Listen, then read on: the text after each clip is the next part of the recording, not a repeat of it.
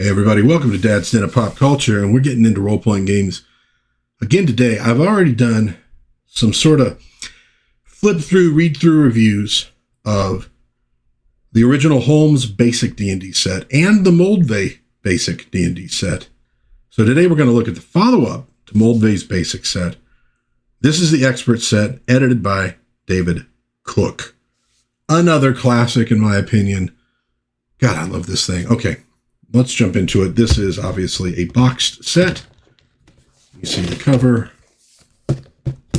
Here's the back, showing off the set and what you get with it. Now, this particular one I have no longer has the dice in it, but you would have gotten another set of dice with this one, which is nice. You get a few things about it. There's the old TSR logo. Copyright 1974, 77, 78, and 1980. TSR Hobbies Incorporated. Lake Geneva, Wisconsin. Okay, let's open her up. So right off the bat, we have the actual expert rules.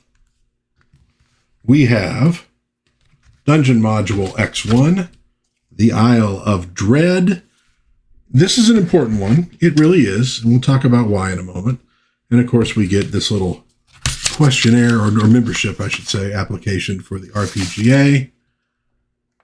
And this is, what is this? Oh, yeah, this is just a questionnaire. Oh, by filling it out, we could be a winner. Great, okay.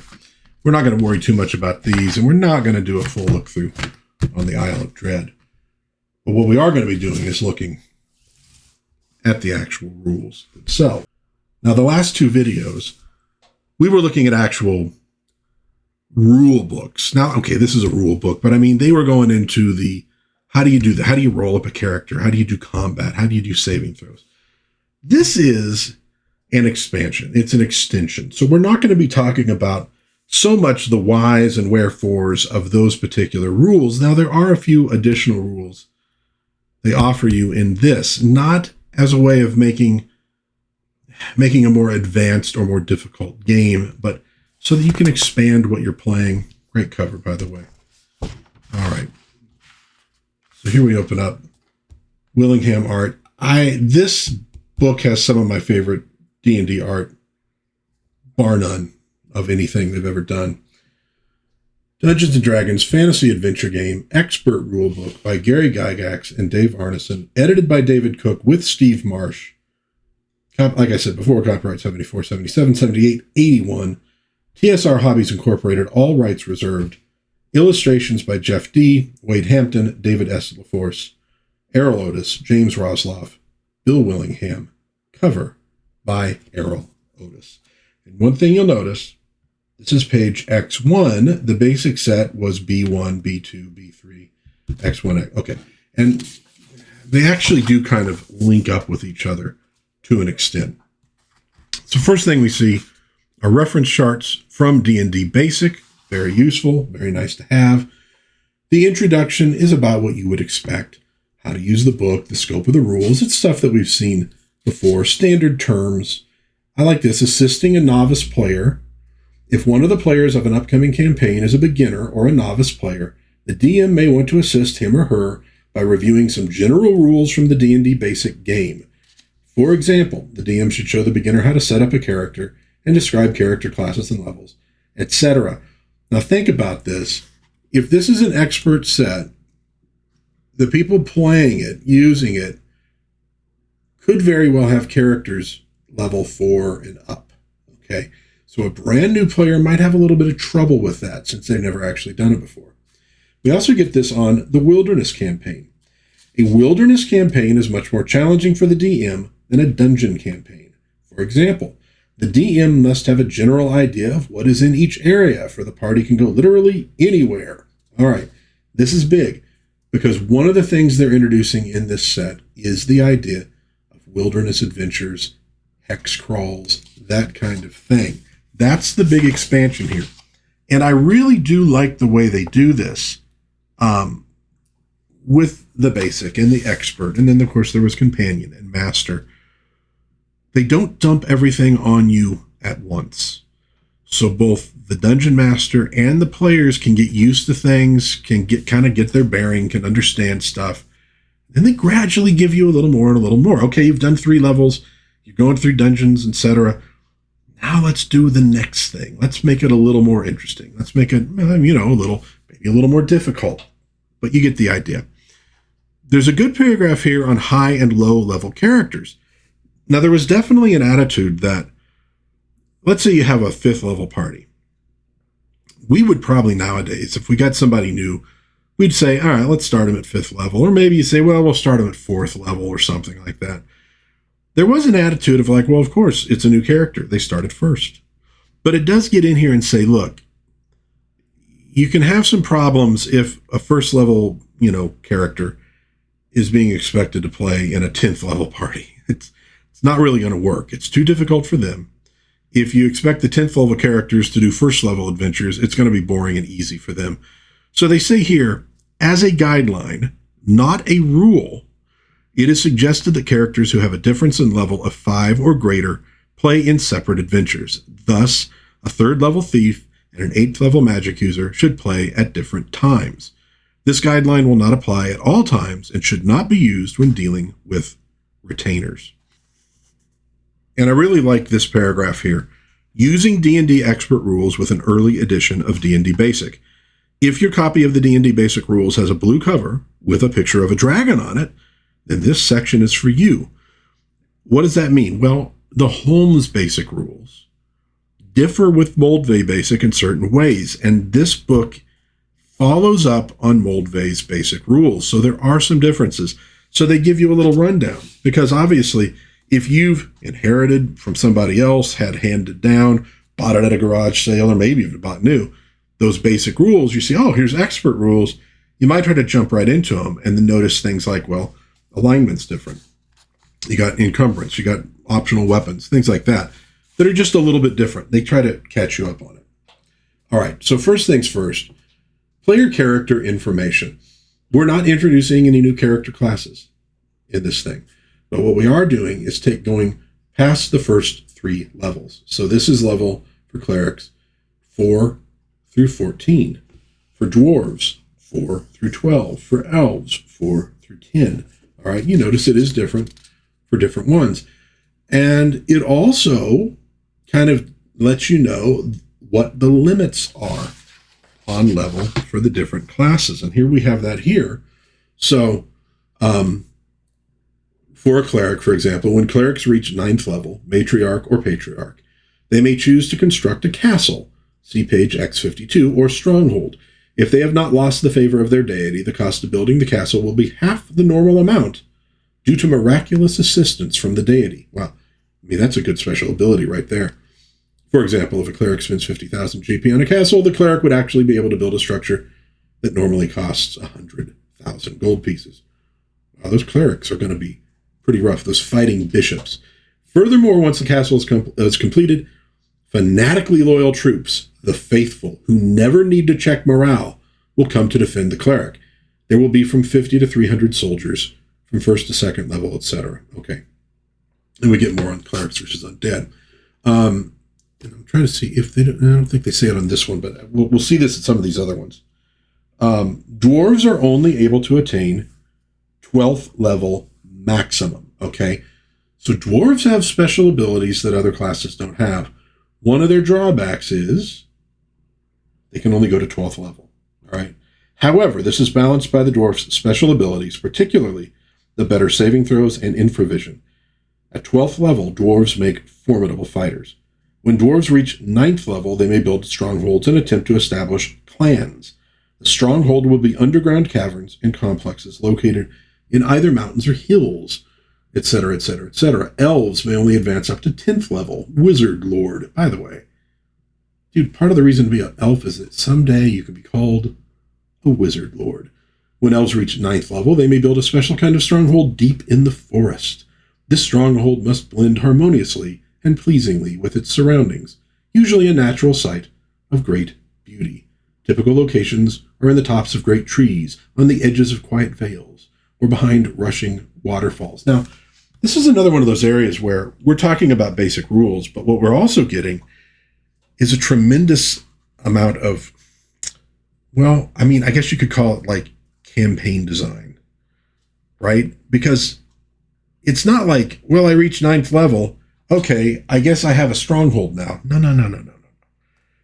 You're going to have to go and find a place for your stronghold. Maybe there's a place that your characters have adventured and you said, oh, this would be perfect. Think of Gimli with those caverns, behind the stronghold. Why has it completely left my mind? All right, I'm in trouble with all the Tolkien fans right now. Keep in mind, I'm old. We have memory lapses every once in a while. But, the idea that he's like, oh, this is beautiful. I'm coming back someday. And that would be, a 9th level Gimli going back to set up his stronghold. So there could be a whole lot of adventuring of this party that's reaching these levels, going out and figuring out where they're going to build their strongholds. Maybe they want to put them near each other, so they could sort of control an area and make it safe. You get the idea. Now, in the next companion rules is when you're going to start getting wargaming rules, because that was the end game once upon a time. You adventure in dungeons, you get lots of money, you get lots of levels, you build strongholds, you attract troops, then you go to war. Okay? These were wargamers who invented all this stuff. Fighters may advance as high as 36th level. Now, this doesn't take you that far. That's what those further expansions are going to be for. Their rapid advances, both in combat ability and in their amount of hit points, make them natural leaders for the normal human settlements. High-level fighters usually spend their time training and leading men-at-arms, clearing the wilderness of monsters, and expanding human settlements. Fighters with enough money may build a castle. When a fighter reaches 9th level, the character may become a baron or baroness, and the land cleared and controlled by that character will be called a barony. Oh, cool. Now you get to have, really design some, coat of arms and all that stuff. Halflings advance up to 8th level. Yes, they can do a stronghold as well. Magic users up to 36th level. They can build a tower at a certain point.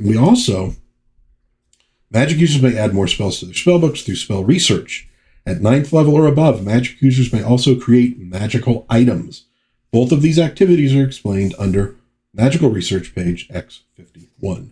Upon reaching 11th level, a magic user may choose to build a tower, provided that money to pay for the construction is available. A magic user who constructs a tower will gain 1 to 6 apprentices of level 1 through 3. And think about, this is another thing you can do with this. It's harder to do adventures at higher levels, right? But let's say the party magic user and the fighter and the cleric and stuff, they've attracted some followers. Some of those followers can become a new set of low-level characters that these guys can use, the players could use, in doing lower-level adventures again.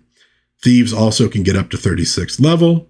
They may not build castles and strongholds like other characters. However, upon reaching 9th level, Master Thief, a thief may construct a hideout, a fortified house in a city, a cave network, or so forth.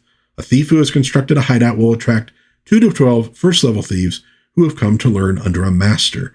These will generally, though not always, be loyal and will not be replaced by others if they die or leave. At this point, a player character thief may want to consider setting up a thieves guild. The details of this are left to the DM. Levels beyond those listed, so we get a little bit on that. How many XP are required, how many hit points you gain.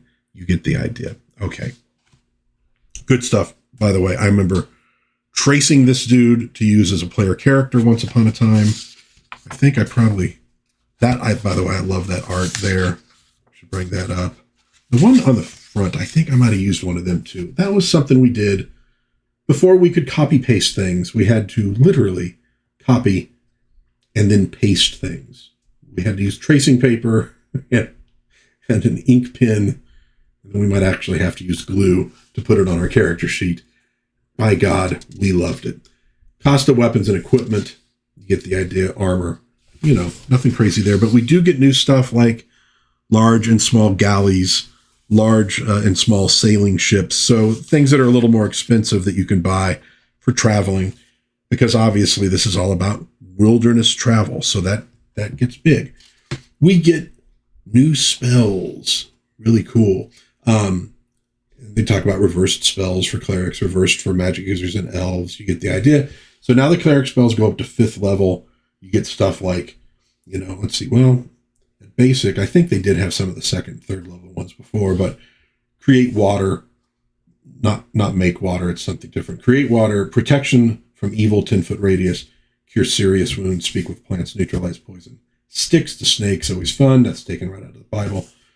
Commune, insect plague, also kind of from the Bible. Create food, quest, dispel evil, raise dead. And of course, the ones with an asterisk, I believe, are the ones that are reversible. I believe, although now I'm going, maybe the reverse of quest is just releasing somebody from a quest. Let's see. This spell forces the character it is cast on to perform some special task or quest as commanded by the cleric at the time the spell is cast. The reverse of this spell, remove quest, okay, can be used to dispel an unwanted quest. Okay. And that's good stuff because, again, that's something higher level characters can use on the party, and can actually be the origination of adventures, either them trying to fulfill what they've been commanded to do or them trying to get out of the curse. Here we have magic user and elf spells. They're the same thing, of course. 1st to 6th level. You get some biggies in here. Stone to flesh. Invisible stalker's a good one. Disintegrate. Death spell. You get the idea. Good stuff. And then, of course, we get all of our explanations for these different spells. Still, range and duration. They keep it very simple. They leave a lot of things. There's Fireball. They leave a lot of things up to the DM to figure out. And in Dragon Magazine at the time, they would have people's questions. And so over time, they built up sort of, well, this is how the spells are supposed to work. That would get folded into later editions. And they would tend to become a little more rules heavy as it went. Great art here of the wizard eye looking through the door and seeing a vampire. That would be pass wall. I like the pose. I think all magic users should have to make poses like these whenever they're doing things. And obviously that means that the player of the magic user should also have to do that pose. Control weather. Now, again, we're doing wilderness stuff, so control weather is going to be big. That can be used if the party's being chased, or it can be used against them to keep them out of stuff. Reincarnation. I love the reincarnation concept. It almost makes me want to have a high-level character die so we can see what happens when they come back. Now, a monster, it says here, does not advance in experience. The character must play as reincarnated, or retire from play. There could be some issues with that. I would probably allow them to sort of, if you can have a dwarf class, you can have a bugbear class or something like that. I just think it would be kind of fun, to have somebody come back as a gnome or a werebear or something. It can really, spark some new ideas. Just throw something in, a little spice into the adventure. So the adventure, right? So what this is going to primarily be about is a wilderness campaign.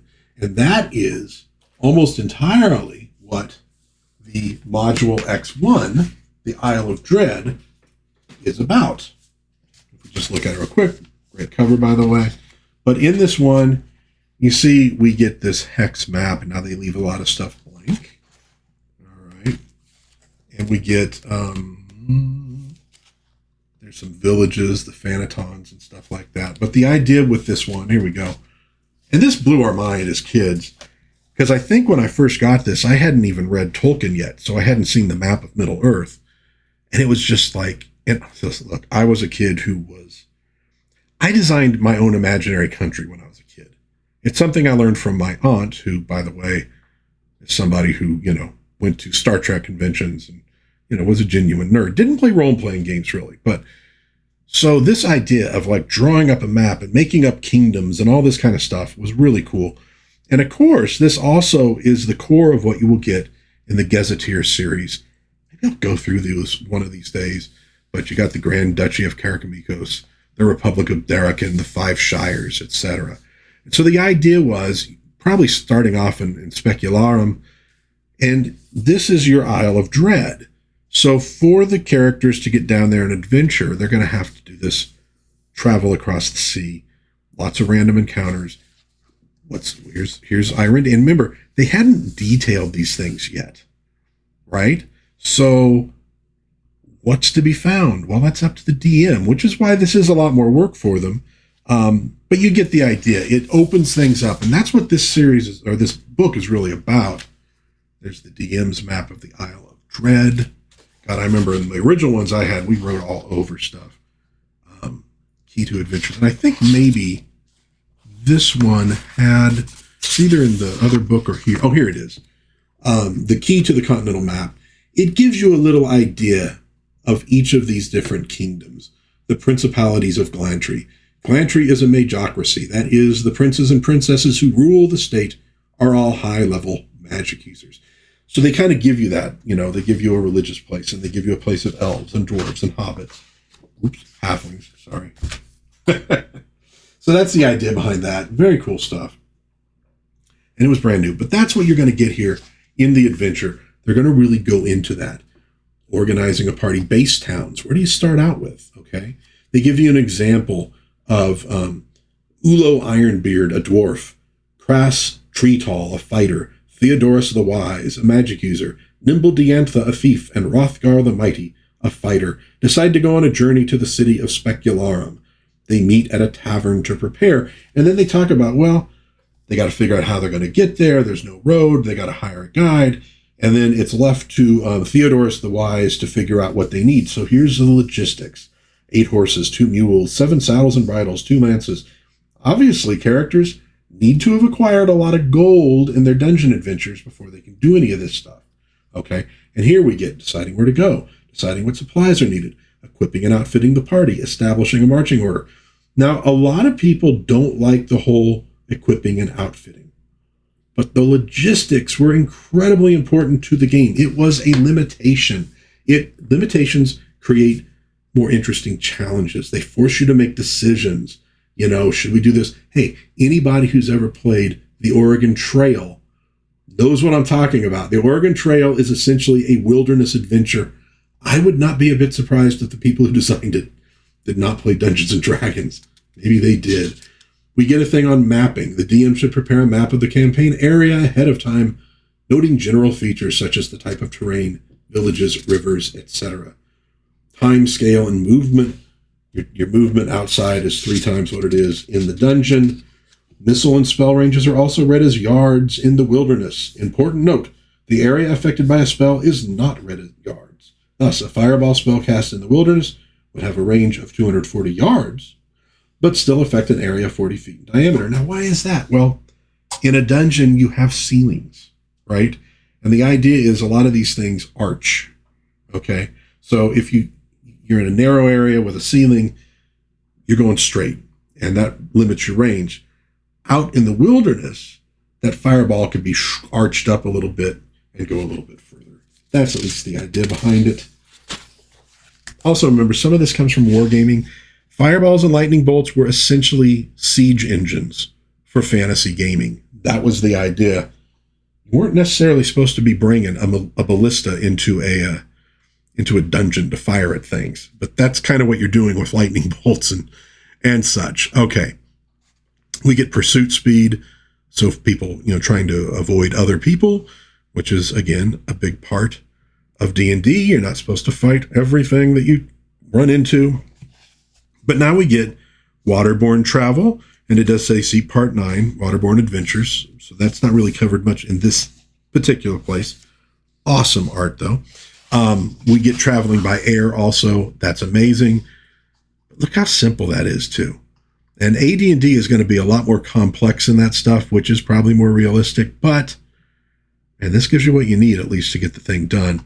Obstacles to movement. They do talk about resting 1 full day for every 6 days they spend traveling, which I believe they talked about for dungeons as well. Becoming lost. You get specialists and mercenaries here in this area. Now, this comes into, you got a castle. What do you need? Well, maybe you need an alchemist. Alchemist? Oh my God. Maybe you need an alchemist. 1,000 gold pieces a month, though. They better be making you gold. An armorer, 100 gold pieces a month. But for every 50 fighters hired by a character, 1 armorer will be necessary to maintain their weapons and equipment. All right, it's expensive. And look, there's good reason for this. You got bills to pay when you have a castle. Where are you getting gold if you're a fighter or a cleric or a magic user, right? Okay, maybe you're getting something off of what the peasants in the area are growing if you're doing the whole, feudal type stuff. but mostly you're going to get it by adventuring. So there's still a pressure on you to get out there and adventure. Animal trainer, engineer, sage who can answer questions for you. A lot of this stuff too is, it's like, well, instead of having more and more and more special abilities and spells, I mean, think about how tight the spell lists are in this thing. I mean, really, really tight. Hire somebody to do it for you. Here we have the Seaman. Notice how I pronounce that because this is YouTube and you got to be careful. You got the Spy, 500 plus gold piece per mission. That's really cool. And of course, you could have that spy be a ninja if this is the 80s. You got your mercenary types. Now, here we got mercenaries, light foot, heavy foot, archer, crossbowman, longbowman. That's going to get even more play in the companion set where you're getting more into the wargaming rules. And they do somewhere in here, it might be in a different section, they do talk about the fact that, well, there are no wargaming rules in this one, but you might use an existing set and adapt it. Okay, the encounter. So here, specifically, we're talking about wilderness encounters and how those are going to be different than dungeon encounters. Truth be told, they use very similar rules for both things. There's just a few little bits. Here's our saving throws, going out to 15th level for fighters, etc. So we get a little bit more defensive movement. Nothing here that people don't really already know, the combat sequence. So you get a little refresher course on this stuff, but it doesn't restate the rules in detail. You do need to have the basic set for this one. Here we get variable weapon damage. Always drove you crazy that it wasn't included with all the weapon prices. That would happen later, but here they're separate. But remember, there was a time when you didn't have variable weapon damage. Every weapon did 1d6 points of damage, period. So that was kind of a new innovation, that bigger weapons would do more damage. We get unarmed combat here. We get other attack forms, oil, etc. It's stuff that we've seen before. Now, we do get naval combat. That's going to be more of that found on page X64. We get aerial combat here. Surprise spell. That would basically how it would work. But it does keep it very simple, very straightforward. We get morale optional, but again, you really do want to have morale in these games because if you just have to fight absolutely everything to the death, it really changes the game. It takes it in directions that it wasn't really well designed for. All right. Now we get to the expanded monsters section. You get the basic stuff that we got in the basic game about how different things work in terms of stats. Now, in the original game, we do get dragons, for example. I bet they probably figured, look, we got a game called Dungeons & Dragons. We better have dragons in here, even if low-level characters can't really take them on. But we do expand stuff quite a bit here, and we do get some new monster types that we did not see before. So we're gonna mostly focus on that. You get the Cyclops, for example, in here, a rare type of giant, but it's not under the giant heading exactly. We get the Ginny, lesser. We get the Afriti, lesser. Splicer Beast, there's your Devil Swine. In fact, I'm trying to think if was the asterisk? Oh, okay. Okay. The asterisk means you need silver or magic weapons to harm the monster. That's kind of cool that it's right there. You don't have to read the description, but if you're a DM, based on what your party can do and you're stocking a dungeon, you might say, oh, well, okay, I probably shouldn't use that because there's no way they can defeat it at this point.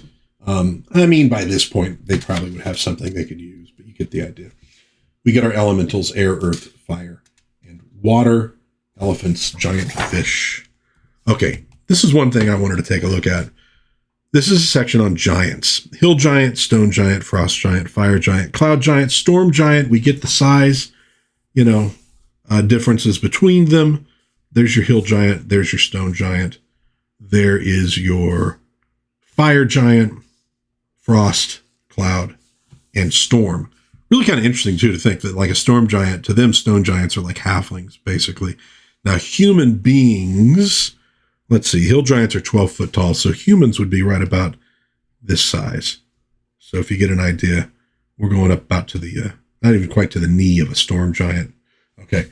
Now, the reason I want to bring this up, there is a book. If you love your old D&D, a book you should really go out and try to find is The Book of the Weird by Barbara Ninde Byfield, being a most desirable lexicon of the fantastical, wherein kings and dragons, trolls and vampires, to say nothing of elves and gnomes, queens, knaves, and werewolves are made manifest, and many further revelations of the mystical order of things are brought to light. This book, though I was so happy to find a copy of this, because it's not always easy, and let's see, it was... There we go, copyright 1967. So this predates D&D by a good decade. Some of the things in this book seem as though they went in to Dungeons and Dragons. Now, this is not like a rule book. This is not a game, but it's this sort of dictionary. Bauble, bagatelle, and trinket. By the way, I think I used the term bauble for there's berserkers, for smaller gems in my game. Whoops, what have I got in here? Oh, Wayne's Books. That tells you where I got it. Wayne's Books, wow. A while ago too. But what I wanted to bring in here specifically, giants, trolls, and ogres, right? But you also see going down to fairies, elves, half-elf, gnome, dwarf, knight. It gives you this size thing. And I seem to remember that for giants, they might have even gotten into, now I guess they didn't get into the different types, but you could see where some of this stuff manages to find its way into D&D. And in fact, you could get some really great ideas for livening up your campaign with this book. Ooh, the demons. Great art. Just really, well, yeah, see, that was one. Wands, staffs, and rods. Where have we heard that terminology used before?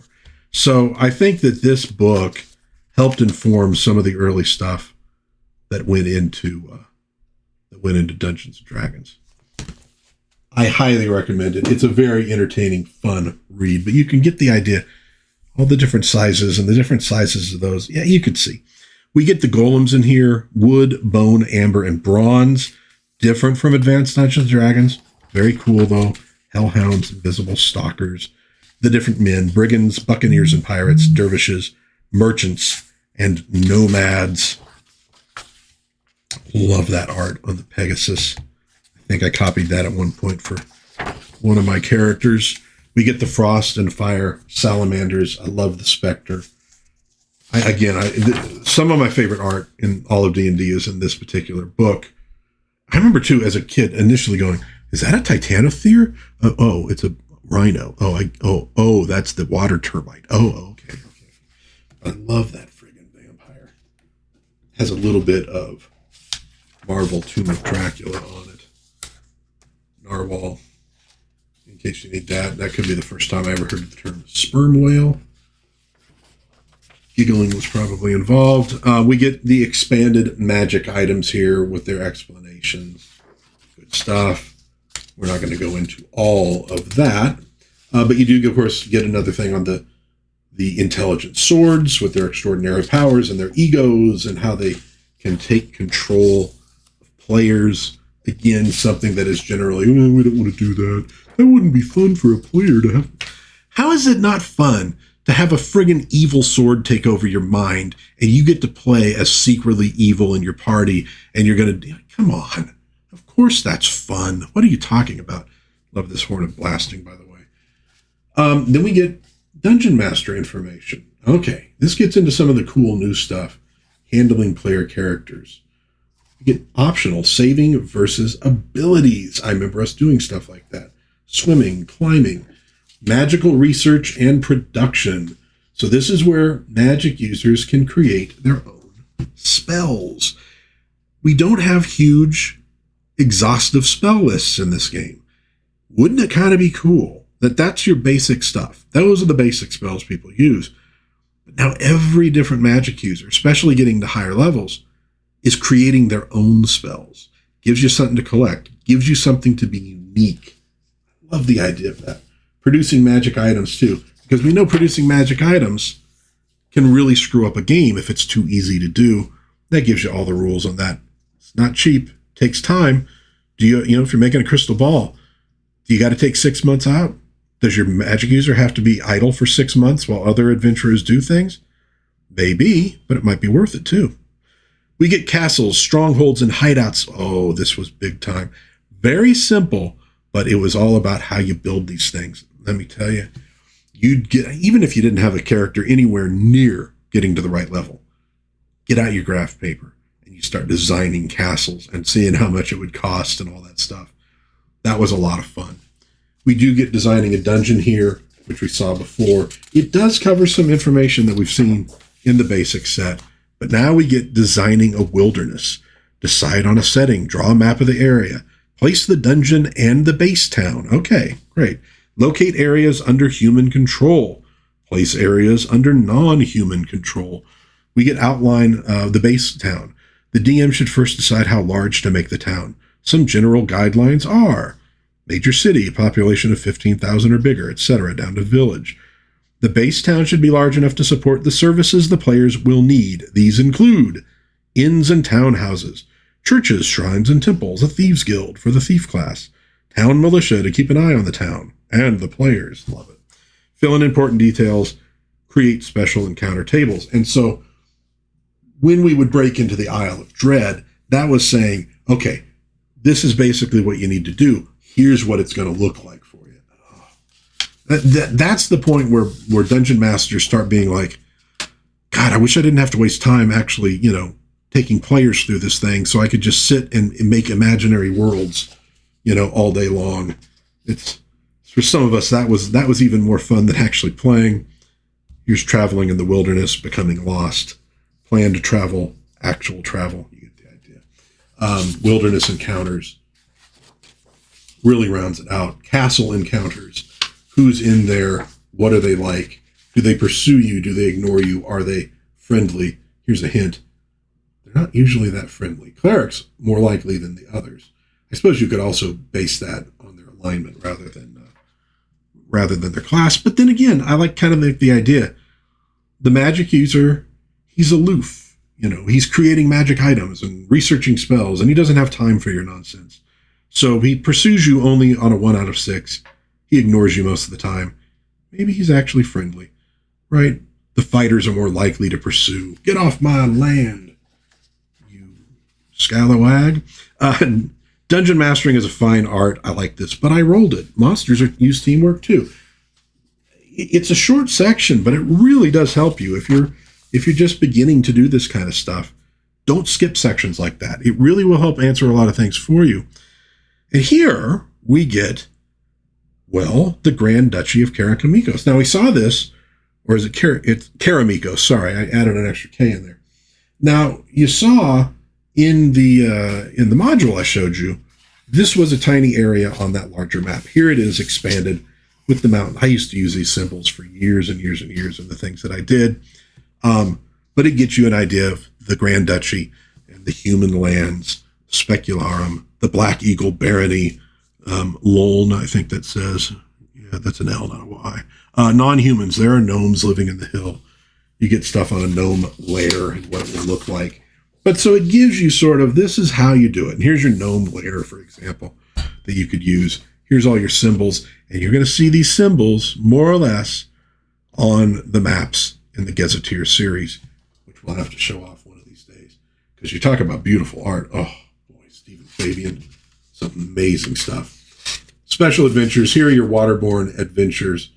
Very important for the module included in this one. Encounters at sea, visibility, surprise. You get the idea.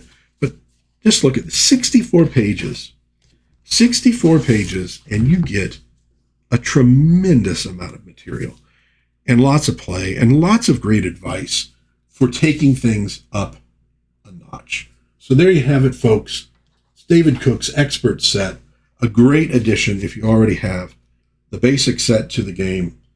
And then I threw in a little plug there for the Book of the Weird. Hey, man, it's just a fun book to read through. Honestly, it really is a fun little book.